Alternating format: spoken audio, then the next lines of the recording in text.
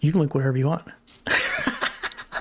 What is up, YouTube? I'm super excited. This is going to be an amazing show. Holy moly, holy moly. I'm so excited to be bringing the podcast directly to you, my YouTube friends, because here's the thing. You guys have been so kind to me. You guys have been such a blessing. Every time I'm out in the streets and doing lives on the streets, on the pop-ups, and the restaurants, I get so much love from all my YouTube listeners. So I was thinking,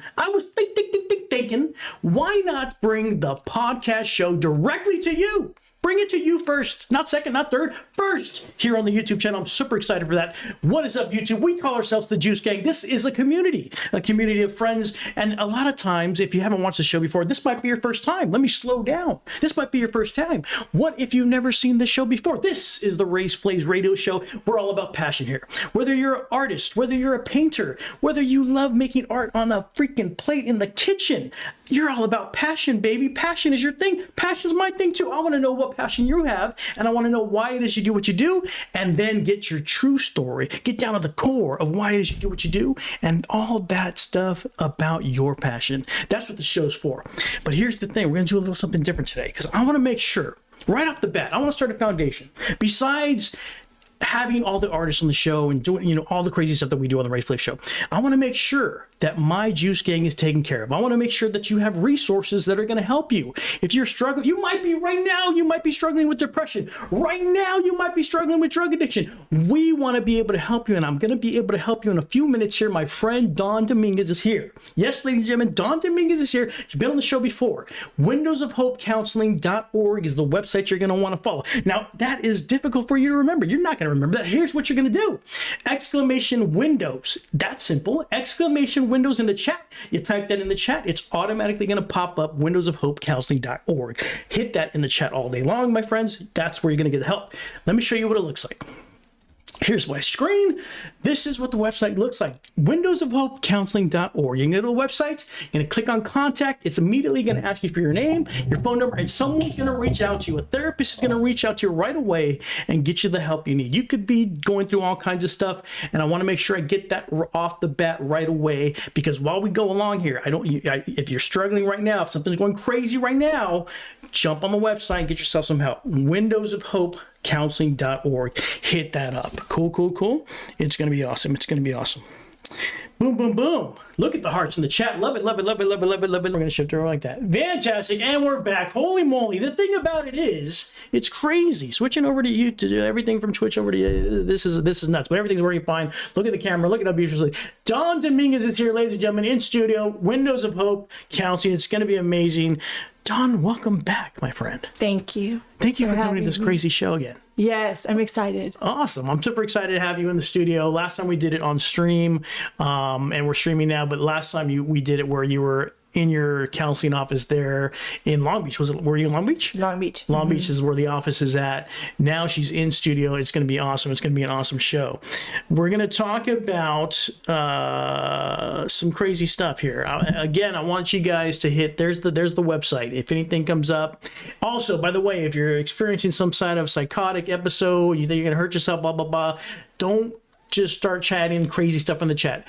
Call 911. If you are experiencing a psychotic episode, call 911. Don't start chatting. Just go call. If you're having a serious situation, call 911. Now, if you just need something to talk about, stuff that we talked about last time with Don was pain, depression, things that we were dealing with when we were little kids, this is the place to go to. windowsofhopecounseling.org is the website. Hit the contact button. They're going to contact you right away. Don, today we're going to talk about substance abuse, addiction, and recovery. Crazy.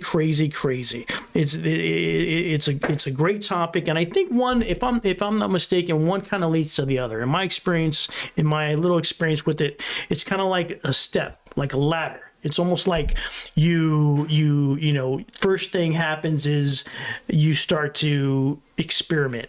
Maybe you have a little fun at a party, having a little this, a little that, a little taste of this, you try something and it's fun. Maybe it's a thrill. Maybe there's a social aspect to it. Or maybe you're trying to escape from something tragic. Maybe you have something you're dealing with from the past. You have some pain that we talked last time. And then inadvertently you start to abuse, and so first you're abusing this stuff, and then all of a sudden you just become addicted, and then it becomes like you're almost like a slave to the thing. You're not yourself.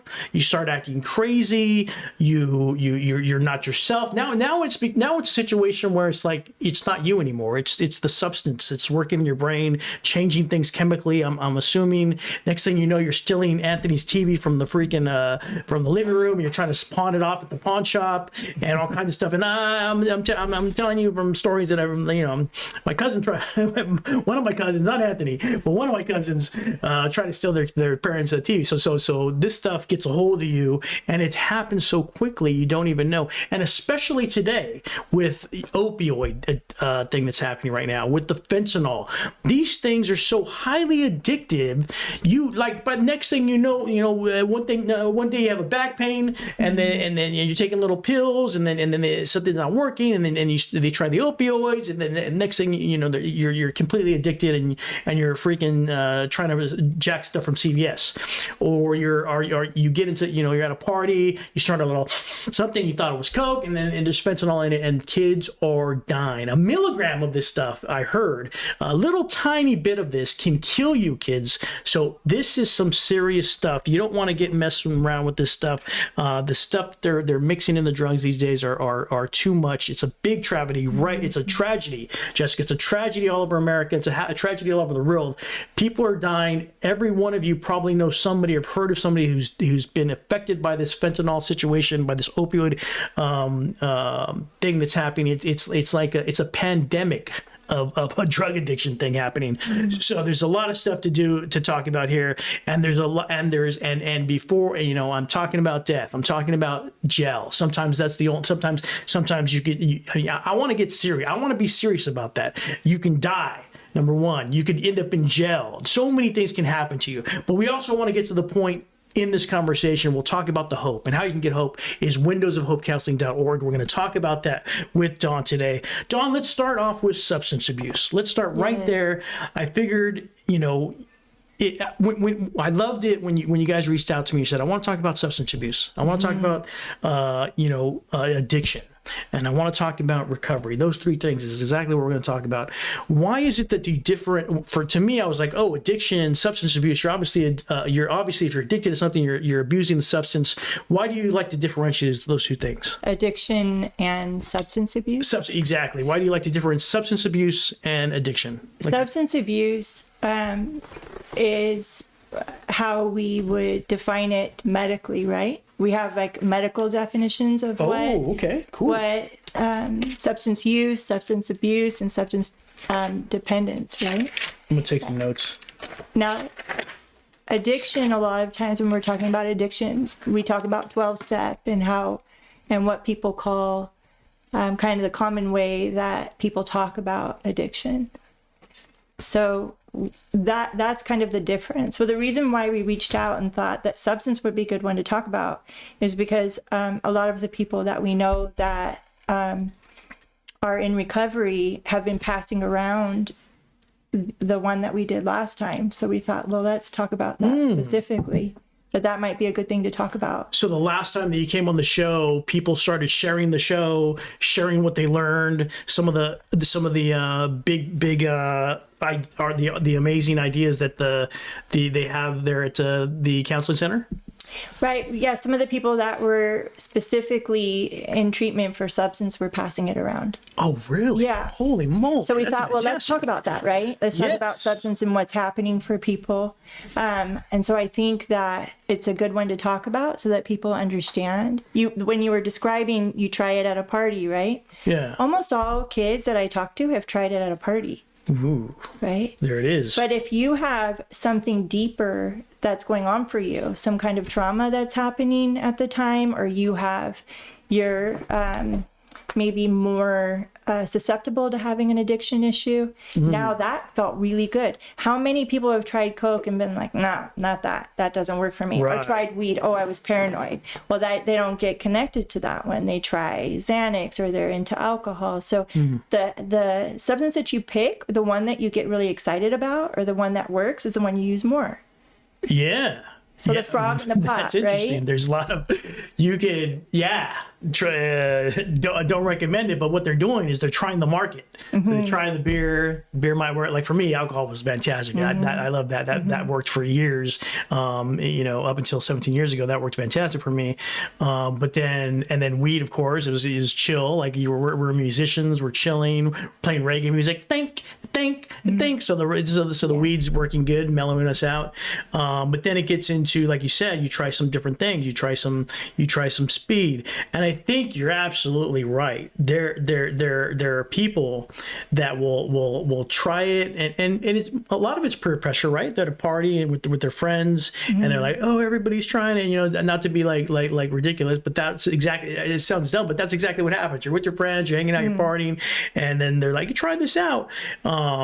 Hopefully that when they try it out, they don't like it, but it's when you do like it, it's like, damn, that because I was listening to there's a show, so everybody's seen the show Narcos on Netflix, right? I haven't seen. You haven't seen that? No. Except for Dawn, everybody's watched the Narcos on television. Big freaking show about Pablo Escobar. You know what Pablo Escobar is, right? I haven't seen anything. Pablo Escobar, I'm going to educate you today. This is a big drug show. So Pablo Escobar was like the biggest cartel drug dealer from Colombia. Yeah. So he's bringing in cocaine. So the Narcos show's on Netflix. Big show, everybody loves it, blah blah blah. Crazy show. Now there's a podcast called Real Narcos on that I'm totally intrigued with. And it was talking about how like they were like, why did it explode so much? Like why, like in the 80s, why did it explode so much? And they were saying like, because in the late 70s when they were started to bring it in, the Americans are the biggest market, right? Let's not get that twisted. America is the biggest market for drugs. That's why it's here. In the late 70s, they were trying it, and it was making them feel powerful. It was making them feel awake. It was making them think, their synapses, blah, blah, blah, blah. They didn't realize how dangerous it was at first. So they were trying little bits of it, and it was pure at that, and then as the 80s went along, the stuff gets more concentrated. They start to realize all the effects, the bad effects of it. And then the addiction was so powerful in the 80s. But that's why it's like, nobody knew the danger of it. So I think that it might be what happens a lot is people, they don't, especially a new drug like cocaine, and now with this fentanyl thing, it's a new thing. Nobody knows what it's like. They try something new, and then the worst thing happened. It's not, and back in those days, it was, God, you're going to be addicted. Nowadays, it's like you're going to die. So it's even worse. It's crazy. Yeah. So I haven't ever seen that. Huh? I need to check that out. I haven't seen it. No, I haven't seen that. You all of your patients will probably tell you about it. So I'm sure. They'll be like, well, look, I went to Colombia and I tried this thing and I got addicted. You know what I mean? So that's why I'm here. I want to talk to you, Hope, because I got this thing because of the problem and the thing because I went to Colombia. So I went on vacation. I went to vacation, and then they're having this little party by the pool. I thought it was fine. The cocktails, everything's good. Everybody's hanging out. It's a family thing. And next thing you know, some guy brings out a line, and then next thing, I'm addicted, and that's why I'm here to want. And that's a story. That's why I'm here. And that's why I'm here, Don. I want to talk to you. I want to get unaddicted. Okay? I love that. That's usually what happens, right? That's exactly how it happens. That's exactly how it right? And that's exactly how the guy talks. He talks just like me. It's incredible. It's crazy. I know addiction, my friends. Holy moly, holy moly, holy moly. So. Can I say one thing about that? Yes, please. Not that last part, but that when kids are that age, when they're in high school and they're trying all of this out, the peer pressure thing we call it, that is actually what we need, is to belong to a group. That is part of the process of being young. Oh. And so if we could create healthy environments for our young people and really educate them about anywhere between 25 and 65. We have actual research to prove this. If we focused on that and we put time and energy into helping them create SMART goals around that age group. What was the age group again? 25 to 65. 25 to 65, okay. Where do they want to live? What kind of work do they want to do? What kind of energy do they want to put into that? What do they need to do, and what do they have to complete to make that happen? Offering them a choice, making schools smaller so we have more adults for each child, and then we have actual healthy groups to connect to. to feel that connection, because the opposite of addiction is connection, not sobriety. We're all confused because the opposite of addiction is being connected to the other. The first time in your relationships, if you feel disconnected, it means there's some addictive behavior going on. Doesn't need to be a substance. It could be exercise. It could be TV. It could be anything. Work. Like an obsession would like anything that's going to hide whatever I'm feeling underneath, right? Addiction comes from depression, anxiety, right? Anxiety, depression comes from sadness and fear. What? If Are I you can go serious? into sadness and fear, feel all that stuff, and work that out with a therapist or someone else, a coach or whoever you work with that, then I will feel less depression, less anxiety.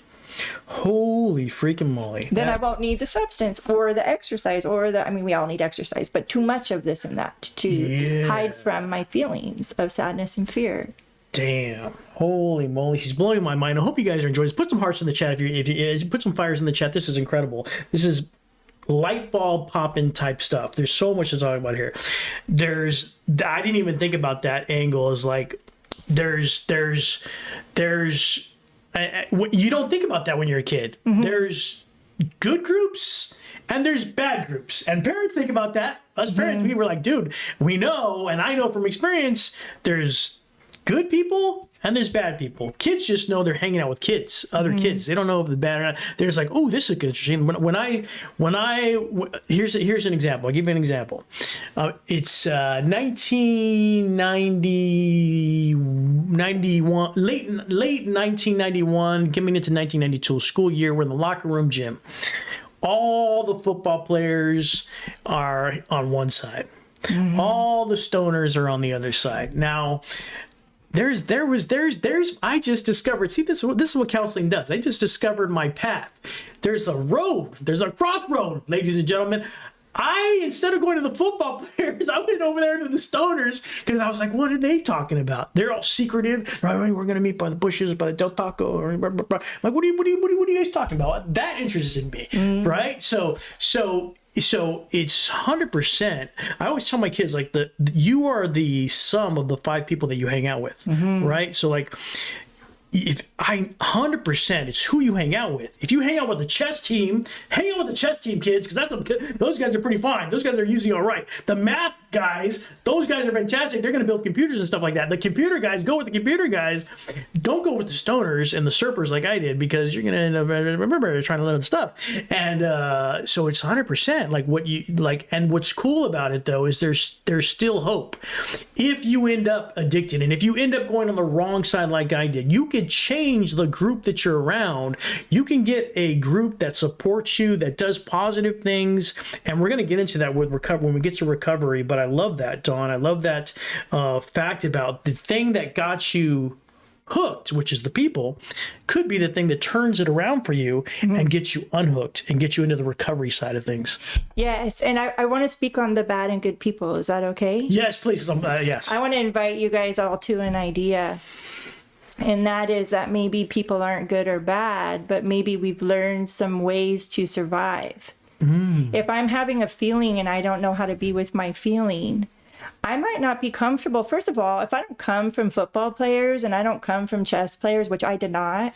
Yeah. I mean, you vibe with your tribe. Like, I want to be with my people, right? So I tend to hang out with people in recovery. And I'm not in recovery for using substance. I'm the partner of, daughter of, granddaughter of, mother of addiction. So I'm the one who is what people in meetings would call codependent, right? Or co-addict. Yeah, we talked about your history, a little bit of your history last time, and your childhood, and your father, and then also you were in adoption or anything you were talking about, or I was a foster child, right? Because when there's substance, a lot of times the parents can't take care of us, and so we end up. And then I was a runaway, and then I was in a safe house for a while. And then I met my therapist that helped me know, anything is possible, right? Wow. Freedom is found when we exercise our ability to choose. But I really want everyone to know that if us adults could get into that group, especially us cool ones that are not vibing. Now, chess people are cool too. They're vibing cool, but they're just not my tribe. They're not the people that. What about band people? What do you think about band I people? could play, whatever. I'll do it, but I just know where my family came from and where I'm feeling the safest, and that's where we roll. But my thought is, what if us adults got in there and helped them understand that they have goals and that they could actually make different choices? 100%. Help them feel their feelings. They're not bad. Those kids are not bad. It's just that they're learning how to survive in their world, and they found people who accept them and love them. I love it. And they don't feel loved at home, maybe, or they don't feel accepted as much as that, or they're understood, or whatever it is. I'm not parent hating here. I'm just saying. No.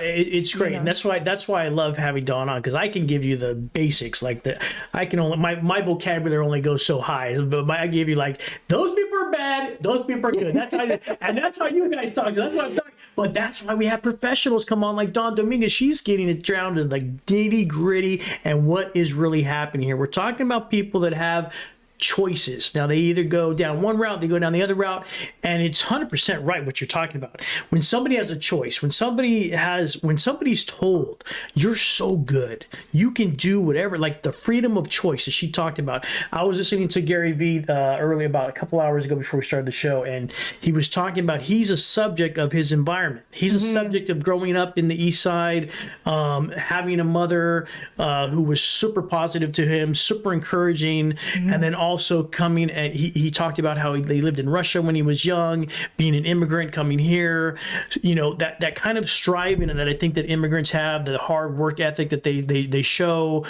All those things have an effect, like, they have an effect, and sometimes it's like this, there's this, you can hopefully catch on to the positive things, which are hard work, great environments, community environments, positive environments. There's the other side where you grow up in a tough you grow up in a tough environment where it's not so positive, where there's gunfire. I don't want to leave my people out. I don't want to leave the ghetto out, because I understand. I live in a little shady area as well. Don't get it twisted. This studio looks like this is my mama's house. Wait till you see where I live. Sometimes the neighborhood you grow up isn't tough, and sometimes there's not a lot of positive people. Sometimes there's a lot of negative situations. So I love that the environment has so much to do with it, doesn't it? Mm-hmm. Yes. Well, a lot of what it has to do with is whenever there's a trauma when we're little, and if we experience a trauma, we then separate from self, I guess. How would I describe that? That we actually dissociate during, or however we adapted to that trauma, and then we learn that adaptation, and then we go to high school, we've been holding that, who knows what it is that happened, we're holding that, and then we go into high school and our friends are like, hey, have some weed, have a little oh, that feels really good, oh, I want more of that. And then we go looking for that, right? And then we try to have more of that because we want to feel better, but then we build this thing called tolerance. It doesn't work the same anymore. We need more. Holy mo- Right. And they're a lot of times they're masking some stuff then. Yes, right? It's the way that we are adjusting to the trauma. Wow. A lot of times I ask people, well, who did you tell when you were little when that thing happened? No one. They keep aside. Well, for whatever reason, they didn't think to do it, or there wasn't somebody to tell. And the bummer about that is that even when they grow up, they don't have anybody to tell because nobody wants to hear it. By that time, it's too late. You're old. Like everybody has their own problem. Like your friends are old. They have kids. Everybody's like, yeah, we got our own problem. Hey, don't come over here to this party with your depression and your drama. And that's what's cool about those mental health commercials, that they're like, hey, make sure talk to people, talk to friends. Be there for people, because being in your profession, and we know in the past, when we were young, it was kind of a taboo to talk about a health issue. You're crazy. That was the word. You're crazy. Now there's words for these things. There's PTSD. There's depression. We can categorize these things so we can start to deal with them and break them down, and get to the point of where the hope and recovery comes from. I can only imagine, and I'm glad, and I've been hearing a lot. I know this works because when you take somebody, that inner city kid that doesn't, so take inner city kids. You give them an opportunity. You put them in a different type of environment where they can strive, where they can know that they can actually be something. Because a lot of those kids that are inner city kids, they don't even know that there's options. They just live in a small city. There's all kinds of drug addiction. There's gangs. There's violence. There's drugs everywhere. They don't even know what's on the outside of that thing. So it was almost unempathetic of me to say bad kids, because I don't even know what those kids went through. Right? No, you don't know anything, and each person that comes in is unique. Yes. And our experience is unique. And so who knows what happened? Yeah, we don't know what they've seen. I know I saw a lot, and it was scary. And I was afraid of mental illness when I was little. And most people were, because of the movies and the shows and the way it was portrayed in the media, was that it was like, you're going to get locked up. That's right, because they had the bit, One Flew Over the Cuckoo's Nest movie, and the guy's wrapped in a white jacket, and at the end he gets electrocuted, the electrodes in his head. Back in the day, they electrocute you. Crazy. Here in Norwalk, they have the big mental. Have you guys seen that on the way over here? Yeah, there's a giant mental institute that used to be. They closed it down in the Reagan years, but it's a giant mental institute there. And so when we were kids, that was open. So we were seeing like, oh, dude, if you're crazy, you're gonna throw you in there. Yeah, and you'd be stuck in there, and there's like big old fence. It'd be crazy. And there is a problem with that. We've shut down those places for people because now they're on the street or in jail. Yeah. And that's the only way they can get the care that they need and the food that they can have.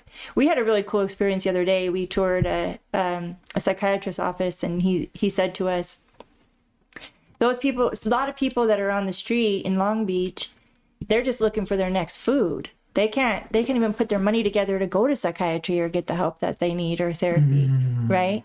So we went back to the center and needed to mail something, and a man walked up to us and asked us, would you buy me a sandwich over there at and I'll tell you though, I'll drop them a little love, Modica's over on Ocean. Modica sandwich, come to the show. Yeah, and so I said, well, are they good? I've never been. I'm right there. And he goes, yeah. I go, let's go. And you took more of my sandwich? Yeah, we got sandwiches, all three of us, Jessica and the gentleman, I think his name was Terrence, I don't remember, but we got sandwiches and drinks. Soda. He got a soda, I think, and we got tea or coffee. And we had a wonderful sandwich. It was great, but it was super cool. But it was weird because earlier that morning he says, hey, like, all they need is a sandwich. And then we show up. And you bought a sandwich. He's like, can you get me a sandwich? And he was brave enough to ask us, and it was super cool. That's crazy. It was a cool moment how it worked. That's a trip. That's a trip. It's like it's crazy. That's an interesting thing. It gets into the financial thing where what I love about Windows of Hope is the scaling pricing thing that you do, where it's based on what you make. So you can go to Windows of Hope and get not worry about the financial situation so much where you're going to be bogged down by a bunch of fees or being stuck in debt. So you can really start to think about your health as opposed to thinking about the finances. But yeah, I love that point. Homelessness is a great example. You have people that have gotten to the point of addiction. Like not all of them have drug problems. But since we're talking about there's a lot of issues with homelessness. You could have lost your business, and then all of a sudden you lost everything, got a divorce, and you had to give your wife all your money, and vice versa, whatever. You could have a mental issue. We'll continue to talk about on the ultra. So today we're talking about addiction. Let's talk about them a little bit. The homeless that are addicted, because here's the thing. Let's talk about that mental aspect with homelessness. There seems to be a point, and I have experienced it myself personally, where you get to a point in your addiction to where the chemical starts to react to in a certain way to where you feel paranoid, almost schizophrenic like. You start to see things, maybe start to hear things. I know family members right now that are on the streets because they're last time we had them in a facility, they found out that they were medically schizophrenic. Mm-hmm. So let's ask the chicken and the egg question. What comes first? Are they already mentally schizophrenic before they start the drugs, or do the drugs have an effect to the point to where they become pretty much have psychosis, a schizophrenic situation? What comes first? Are they already like that, or do the drugs have a lot to do with it? Each person is unique. Many are already with bipolar disorder, unmedicated, with mania. Yeah. Some are schizophrenic and they have that disorder already. Some you can have medically induced schizophrenia for sure. That can happen to some. So it can happen. Just depends on which person that you're talking to, who you're talking to, yeah. Who you're talking about. Yeah, each person is different. So there's people that already have an issue. Maybe they have PTSD. Maybe they were in a war and they have PTSD. Mm-hmm. A lot of our veterans are on the street right now. They have PTSD from the war, the trauma that they've seen, the violence of war. And then you add on a substance that maybe we're talking about masking the issue. And then it makes it already difficult situation where it's dealing with the mental issue is already a difficult situation. You add on a drug, does it just start to intensify that situation even more? I'm yes. Yeah. It does. Yeah. Yeah. But remember, it starts with trauma. It always starts with trauma, and at the base of it is that feeling, that experience that they're having. And then they're trying to survive. So when I was little and I experienced trauma, I hid and I got real quiet. And that kept me safe. The quieter I got, especially in foster homes, I was safer. Yeah. Right? And the other thing that I do is I check out. I get distracted. I kind of detach from myself a little bit. I can kind of lift out, peace out. Do you know what you're thinking, or are you just out in space? I'm just out. Because I do that a lot. Like I'll just be like staring. Like if I don't know if it's tiredness or I'm crazy or I'm just not paying attention to my wife, but I'll just be like this, and she thinks I'm looking at. See that says home? I'm not even reading that. I'm just You're checking gone. Out. Is that happening to you? Yes. Oh, damn. Just checking out. But that's what you learned how to do when you were little, because you didn't know how to understand what was happening. Yeah. And if I don't understand and I don't have language to describe what's happening around me, then all of a sudden I'm just feeling it. So the old brain, the reptilian brain, at the top of the brainstem, it doesn't know time and it doesn't know direction. So when I'm little and I don't have my full cerebral cortex, the thinking brain is intact. If I don't have that, right, I don't have language to describe what's happening. Yeah. My memory is in my feeling body. You're still developing, so you haven't even developed that part of the brain to be able to describe those things. Right, so I'm just in sound, I'm in smell, I'm in taste, I'm in touch, I'm in experience of my body, the feeling of my body, what's happening, my heartbeat, and so then I grow up, I hear the thing, I smell the thing, my body's an alert, doesn't know I'm not little, has no idea I'm not in danger, right? You see this with the people that have gone to war. Yeah. They hear a sound, they drop to the ground, right? Their brain doesn't know.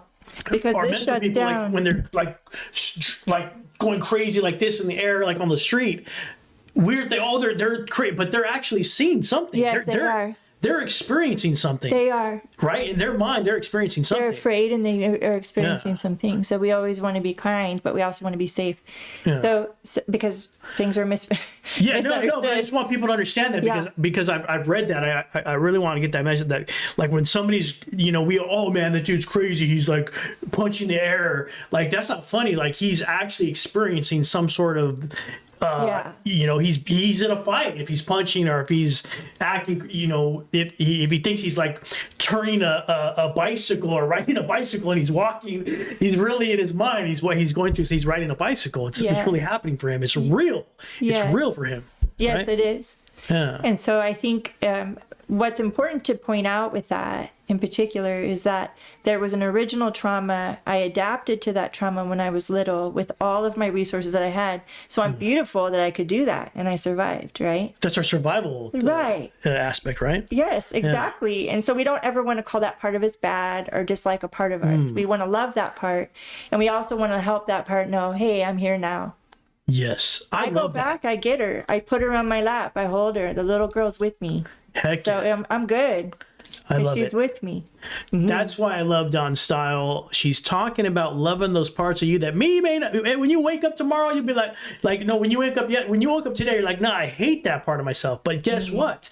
Dawn's going to teach you how to love that part of yourself. She's going to. When you wake up, you're going to hold that part of yourself. You're going to love it, because that sometimes is the thing. Like you start. We talked about last time. You start to hate yourself. You start to low. Oh, I'm the only person that's going through this. You start to go in and in and in. You talked about hiding. I think we all do that. We hide within ourselves. We mask whatever we do. It's the trauma that we're dealing with, and then you find this substance, and then the next thing you know, you're addicted, and it's like you said, it works for a while, but then you start to get like it doesn't work as it used to, and then you have to take more and more and more, and then you're addicted.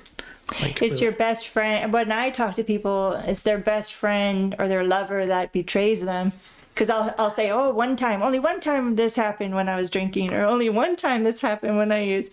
And I'm like, well, one time is one time. And it's like they actually have, everyone that I talk to, they have a relationship with it.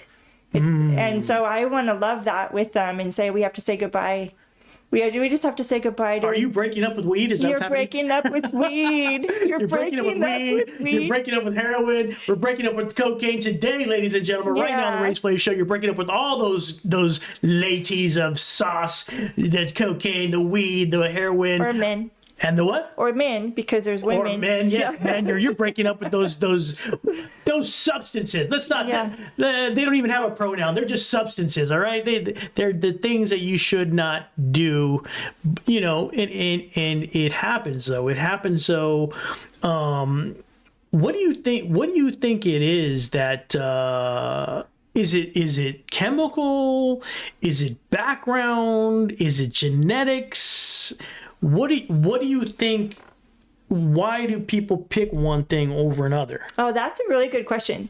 So that's how I can find a diagnosis most of the time. I figure out what they're using, and then I know what that will medicate, and then I find out what the original diagnosis is. No so way. If somebody's using cocaine, let's say, we're looking at ADHD and we're looking at depression, most likely. Any kind of methamphetamine, like somebody with anxiety or PTSD, you don't see them using those cocaine. Like that would make them nuts. Like that would absolutely make them so anxious. So let me just ask you for a friend. There was this guy I knew who used to use speed. Is he ADHD? Mostly ADHD. Holy probably moly. mostly likely. Crazy. Most likely I'm asking for a friend.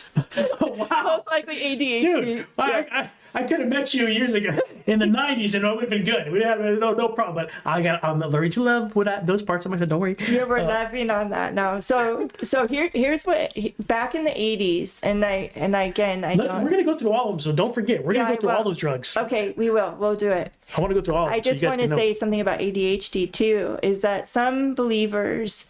There are some people who believe that ADHD is actually complex post-traumatic stress disorder and fits in with post-traumatic stress disorder, not necessarily. Do you think that? Do you think? I do think you agree it's with a trauma-based disorder. Yes. Okay. I believe that. I have not met one person with attention deficit hyperactivity disorder that did not have a trauma. So do you think that the episode or the trauma triggers the ADHD? I think the trauma brings it up. Now, I don't know that they weren't born with that. Sure. And it's on their genetic code. So then now that's how they're going to show up with post-traumatic stress disorder. It'll look more like ADHD, and that's because of what's already on their genetic code, on their DNA. So they already are, no matter what the trauma happens, it wakes that up for them. Wow, some dormancy of a genetic code. That's interesting. So yeah, like it's crazy because all these things it depends on the person. So there are people that have it in their genes that the dormancy of it in their genes wakes it up. It could be, or they might not have been born with it. A trauma happens, and then it appears, or what's the medical word for it? It shows itself as ADHD.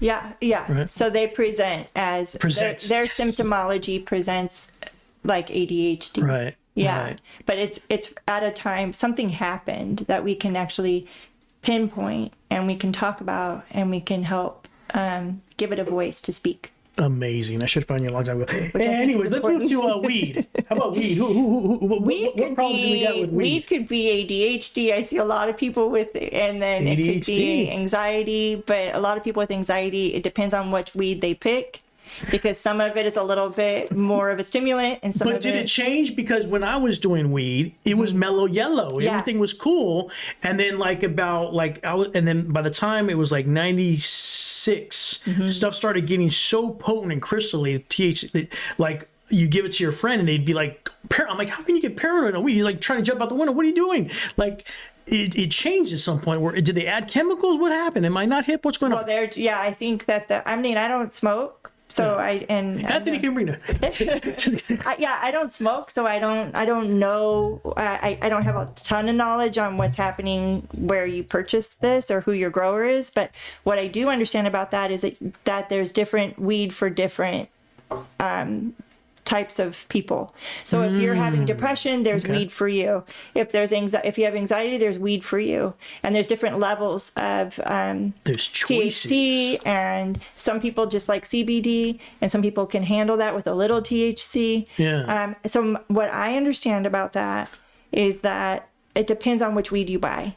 Wow. So Jessica has some information for us. Okay. Jessica says sativa is a depression and indica is for chilling. Okay. Jessica knows. Perfect. Awesome. Fantastic. Good. Thank you, Jessica. Good. But if you do have bipolar 1 disorder, be very, very careful with THC, because just so you know, it can increase paranoia, and that's what you were just talking about. So I wanted to point to that. Yeah. I'm glad you said that. But you have to have somewhere on your code that diagnosis for that, because some people can take it and they're great and they're happy. You have a little bit of mania possibility. You have some of that weed, you're screwed. Well, let me ask you. I had a friend, and so he's chilling, he's smoking weed, he's on the couch, we're having a great day by himself, watching TV, watching Cheech and Chong, for example. And then all of a sudden, the wifey comes home. Not the wifey at that time. The guy was too young to have a wifey, but a girlfriend comes home. And then he just like goes off and gets all mad, like how he was like chill one moment, and then all of a sudden he was super. Is that what happens with these bipolar people?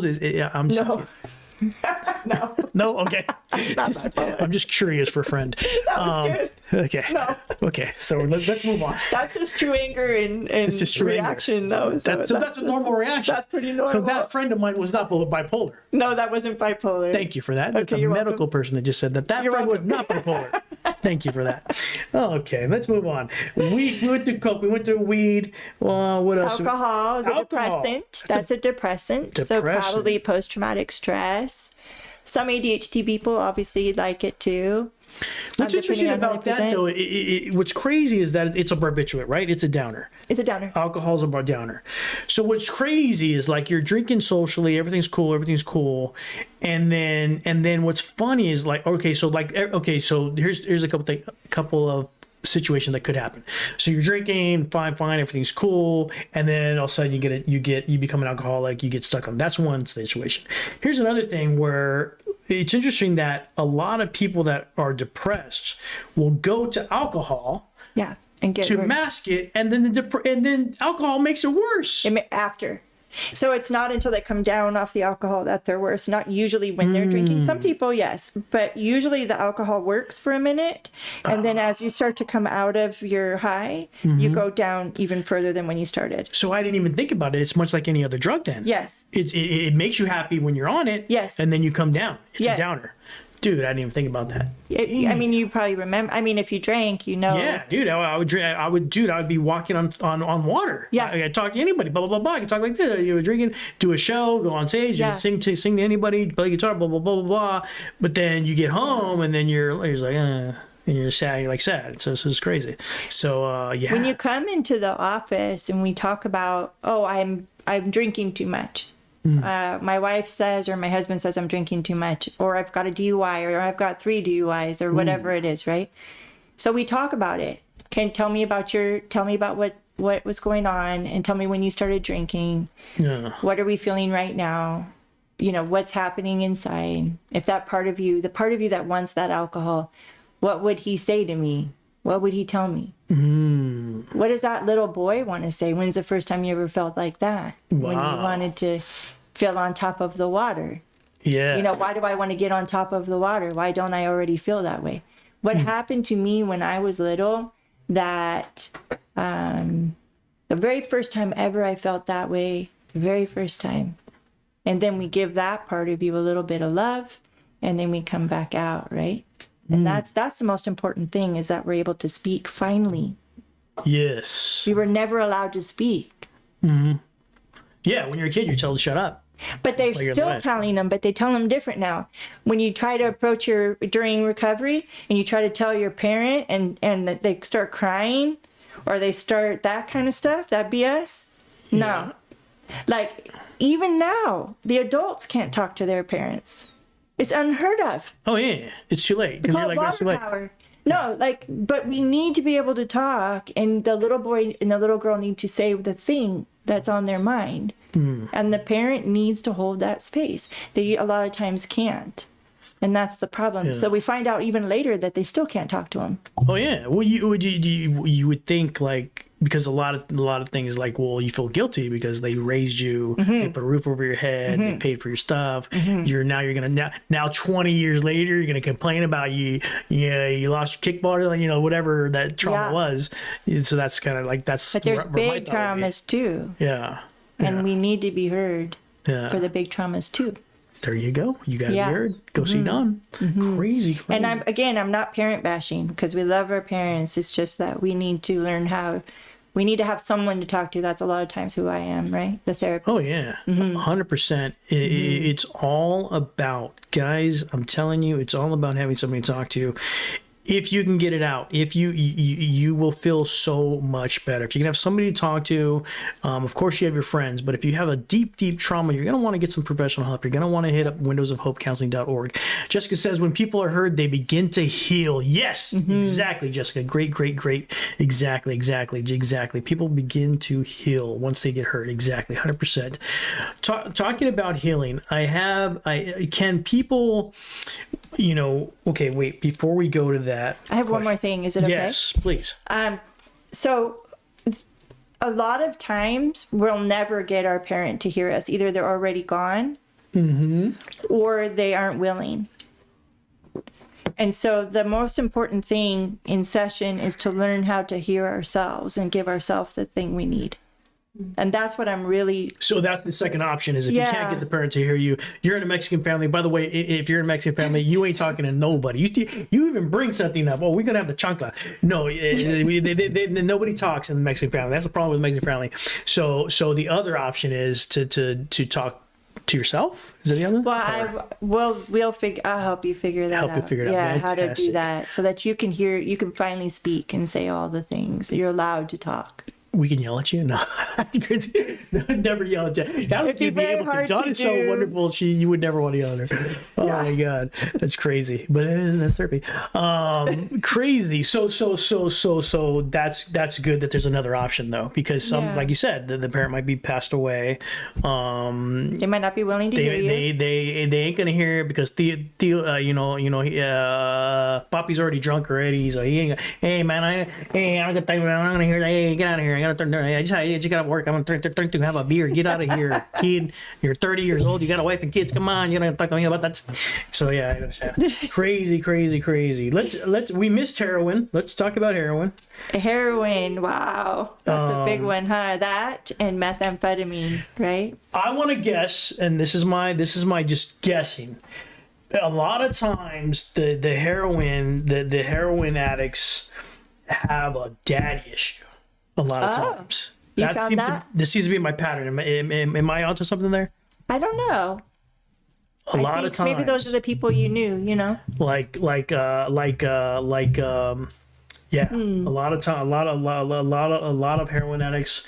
They had the ones that I knew. They had a dad, especially the females. They had a daddy issue, him not being there, or just usually it's the dad's not there. Yeah. And then they fill that with the drug, and I don't know how that, because I ain't never did that. Geez, that's hardcore. But it seems to like fill that void for them. Methamphetamine and heroin are really big trauma drugs. Like there's been really sexual trauma, usually bigger ones, bigger traumas. Sexual trauma. And that's just from what I've seen, but it could be, again, you know, we're just throwing out patterns. This is our sample, like from my experience. Yeah. But I think there's really, there's really not a fear of death in those people that I've talked to. It was almost like what I've heard them say to me, things like, I was going to die anyway, so I figured I would just go that way. Oh, crazy. I've heard that many times. So those people are just riding on that freaking fast highway to hell, just it doesn't matter what happens to me, because maybe do they feel like they don't matter? I don't know about that, but the trauma is so difficult in the body that they can't hold it. They can't hold the pain. Wow. All by themselves. And there's, that's so sad. You know, people who cut up their body too, lots of cuts. And that's because the pain is so intense that they can't hold their hurt. And so it's learning how to be with our hurt and hold the container so that we can hold our own emotion. Dealing with it, being with it. Connecting to it. That's a better word. Being with it. And connecting to myself and loving myself. And there's some pretty intense I think things. it's so edgy the way you do things. It's like I would never, nobody here would ever think like, oh, I'm going to bring up these issues and hang out with them. Oh yeah, you're like bringing them up. You're dealing with them. You're holding them. You're cuddling them. I'm walking with them. We're going in the house. Damn. We're like, I'm going with you. We'll hold hands. We'll walk in. Who are we shooting down? Wow. Like, let's do it. And whatever they want to do in their mind to take it out, take whoever out, we'll do it. Now it's all metaphorical. When you say take it out, like you're not gangster, like I'm gonna metaphorical. Metaphorical. It was in the past. You want to make that clear for the. We're revisiting an experience, and it's all John Bradshaw stuff, guys. If you're interested, in the '80s there was this amazing show, and there's tons of books. One is called Homecoming. One is called Healing the Shame That Binds You. His name is John Bradshaw. I absolutely love him. I started reading him in the late '80s and early '90s. Very good, and we go back into the place. We look around as the adult. We look at the experience and we just make it happen. We go in, we handle it. I've had people do a lot of different things. I go in with them so they're not by themselves sometimes. We go together as adults. They see their little person sitting there having the thing happen. What do you, when you're going with them, where are you going? Are they laying on a couch and you're like hypnotizing them or something? No, we're sitting looking at each other. Okay. And I say, okay, we're walking in, just like we're doing right now. Just like kind of visualizing it or something like that? Yeah, I just start talking. Okay, where are we going? Where are we? They say, we're in the front of the house. We're walking in. I see her there. You see the little girl right there. What are you going to do? Whoa. They're revisiting the trauma with you? They're revisiting the trauma with me. Wow. We pick up that little girl and we get her the hell out of there. We're leaving. It's okay if I say that word on here? Yeah. Really what did you say? Hell. Oh, wow. That's the least. I have hip hop artists on the show. So okay. They've said worse. I try not to let them, but they do anyway. It's crazy. I told my clients this week, I got to be really careful with my words. It is a family show, but that's the softest word I've ever heard on this show. So yeah, we go in, we handle that, whatever it is they want to do to that person, or if they don't, we just pick up little one and we bring them home with them, and they get to keep the little one with them now. They don't have to ever leave that baby there ever again. They don't ever have to go back. That must be amazing, because they want to. I'm wondering if like what they really want for their psyche is to have never been in that situation in the first place. And that's called, what is that called? Do you remember? Bargaining. Bargaining? Yeah, because the stages of grief, right? We go into shock, which is when we separate from the body. We have to deal with some depression, anger. We have to bargain. Oh, if only that wouldn't have happened. If only I wouldn't have driven down that street, that wouldn't have happened. If only I didn't drink that alcohol, I wouldn't have a DUI. If I only wouldn't have, done this thing, then this wouldn't be happening. That's called bargaining. Right. So we're still bargaining with the wound. If only that wouldn't have happened. But guess what? If that wouldn't have happened to me, I wouldn't be sitting here. If all that stuff didn't happen to me, no one would be listening to me. Why would they? Right. I would read some books. I mean, who cares about that? Yeah. I read a ton of books. So what? That's the paradox, is that your testimony is actually what's helping people. Yeah. You have to go through those things. And there's a great book out there that says that thing is that you go through build character. That's right. Right. So I opened the nonprofit. Yeah. I had when I went to university, I didn't have a car and I didn't have a ride. I had a frying pan and I had $20 in one bag. Holy moly. Well, you need the frying pan, that's for sure. I have it. You got it. I have it. Fantastic. I still have it. You still have it? I built the counseling center. I opened it. I made all that happen. I raised my babies, and I still have my all on your center. own. All on my own. Amazing. Holy moly. You're going to come back and talk about that journey. We didn't get we did an overview of your thing, but one day we'll just do like your whole story where you grew up and how you went to school and all that stuff. Yeah. That'd be crazy. Yeah. That'd be sick. That'd be sick. Like totally off talking about cool. Crazy. The child of addiction, and I watched my grandmother die of cirrhosis of the liver. She was a drinker. Wow. Vodka. She called it her medicine. Straight vodka. Straight. Grandma Julie used to drink out of the jars, the Texas jars. Then that vodka on the patio. My cousin's over there. Crazy. It's just so. I think it's on the edge of the way you do things, of dealing with taking that child and talking. Is there any side effect to that though? Because I don't know if you remember watching What About Bob. You ever see that movie? You gotta have seen that movie. Come on. Okay, so the dude's using puppets as a psychiatrist, right? And so that he in the movie he has this amazing book, Baby Steps. Yeah. And it's working, and it's $1 million seller, whatever. It's $1 million book, but his thing was using puppets, and he's talking to his kids. So is there any danger in that of the puppet example of you're bringing this little kid home and you're talking to it? So I'm just being the devil's advocate, so people might think you're crazy because you're talking to yourself or something like that. Yeah, no, I haven't had any kind of. I don't think we would do it if a person wasn't ready to do it. Okay. It's only happening because they're bringing it in and they're in it, and let's go. It sounds super effective, but I'm just wondering. I'm for the chat. I'm just wondering, if somebody's "Dang, you're talking to yourself. You're crazy again. Gosh, dang, you went from one crazy to another crazy." My husband listens at the door to see when I'm taking my shower and I'm talking. What is she saying? I caught him. Is she talking to that little girl again? What is she talking? Who's she talking to in there? Oh man, no, but I think it's super. It sounds amazing. It sounds wonderful. It sounds healing. It sounds like you're dealing with the things that you didn't deal with, and breaking down the doors of the hurt and the trauma that you have inside. However, it doesn't matter. Are you ever too old for this type of therapy? Never. I have clients all the way to, I think 80. I think I have clients that are. Yeah. I think it's great because you the one thing you don't want to do is have regret later in life, there may be things that blocked you.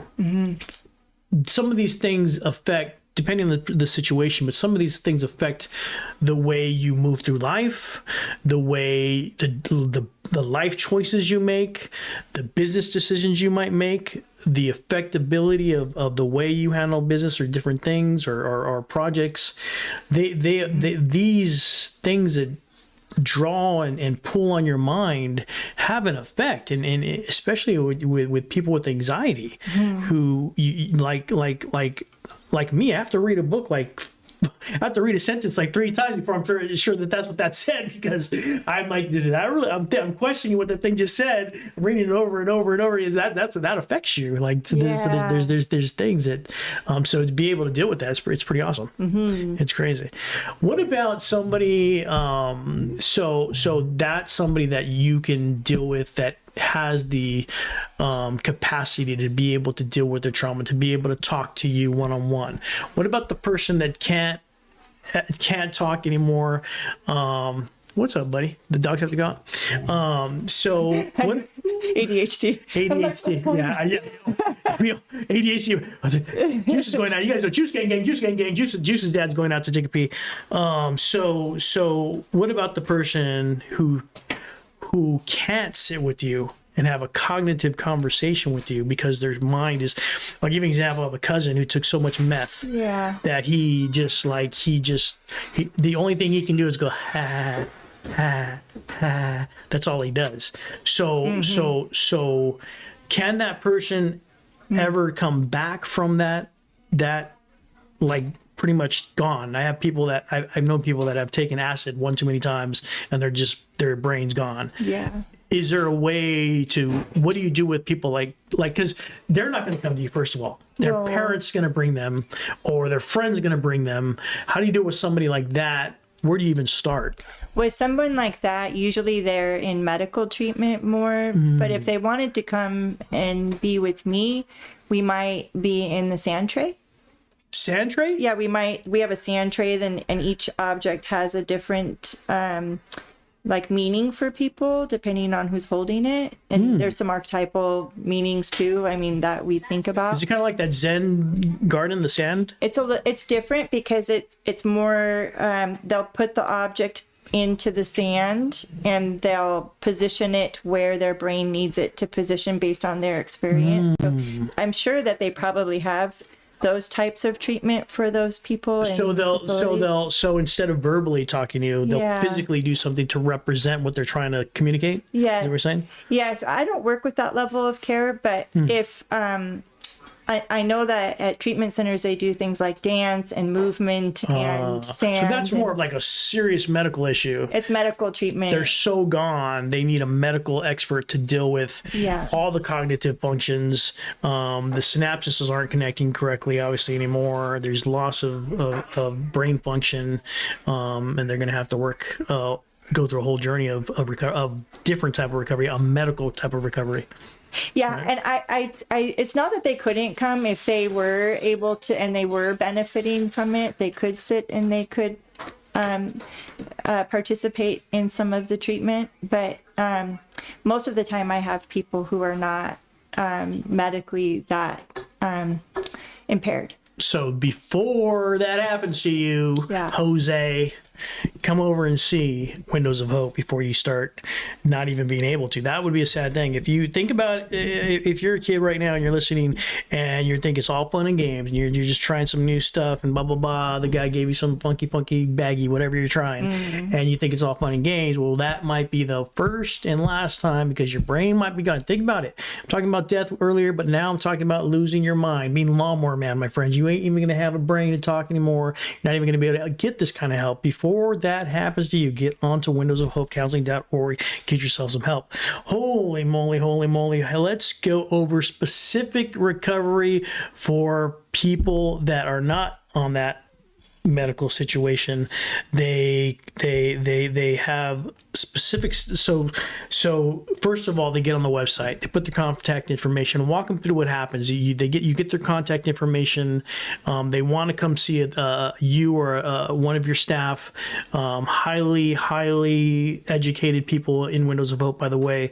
They want to get a hold of somebody, finally put their information in. What happens? What is the process like? What's the first step? So if they put it into the website, it goes directly to me. It comes to me, so I will see it. So anything that you write down in there, I'm the only one who sees that. And then Nice. I decide where or who would be the best fit for you at the center, unless you ask and request someone specific. If you want to see me, then I'll contact you directly. If you have someone else in mind, then I'll send your information over to that person. And otherwise, I'll read it, and I'm pretty intuitive in how I pick.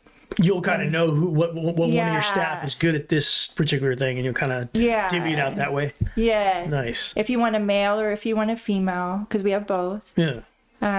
Some people want only male or only female.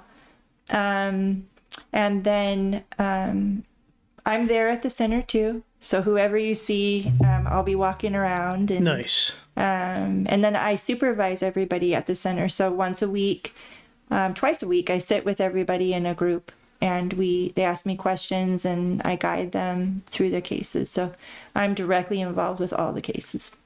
100%. 100%. Ramon just said, make sure to share this video. Please share this live right now. People are out there. There's thousands of people watching YouTube right now. They probably need this kind of help. You might be dealing with depression. She doesn't just deal with drug recovery. She deals with marriage and family counseling. She deals with depression. She deals with any kind of therapy that you need. You want to talk to somebody, she deals with that. She's got a whole staff in Long Beach. You got 2 buildings or just 1 building?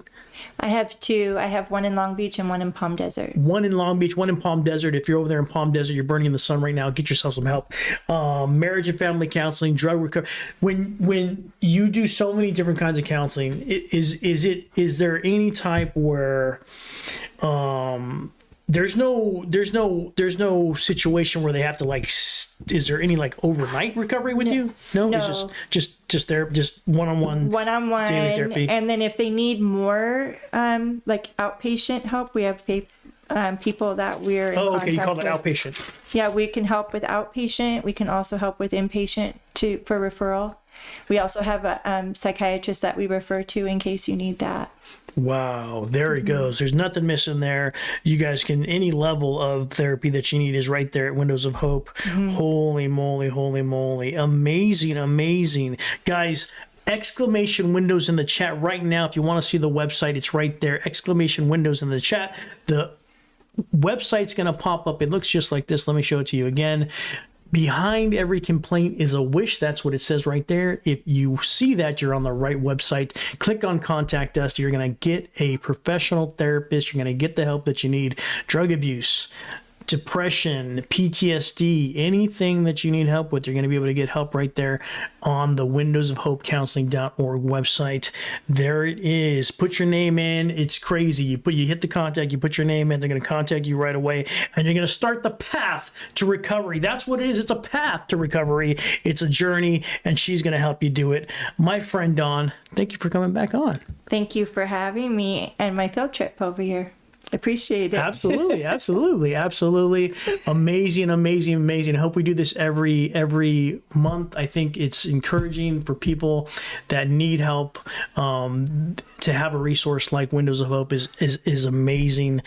So Juice Gang, I really hope that if you are struggling with any of those things, please go to windowsofhopecounseling.org right now. Get on that website, get yourself some help, and guys, stay thirsty, my friends, and not dangerous. Have a great one. Late.